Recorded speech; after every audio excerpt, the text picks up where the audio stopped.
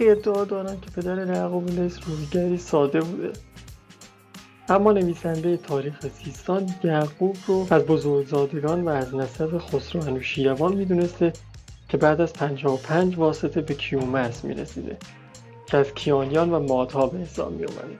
روایت دیگه ای رو هم مؤلف کتاب بنوالصفار بیان میکنه که اون رو از بلوچ‌های سیستان یا به عبارت که از اجداد بلوچ‌های سیستان میدونه.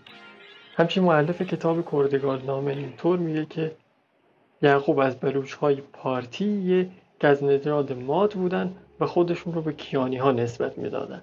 در کل روایت مختلف در رابطه با اصل و نسب یعقوب وجود داره، اما شاید تمام این روایات با هم در تضاد نباشن و همشون درست باشن. یعنی میتونیم یعقوب رو بلوچی از نسل کیومرث بدونیم که بعد از حمله اعراب خانواده اون به رویگری پرداخته باشه و این شغل رو انتخاب کرده.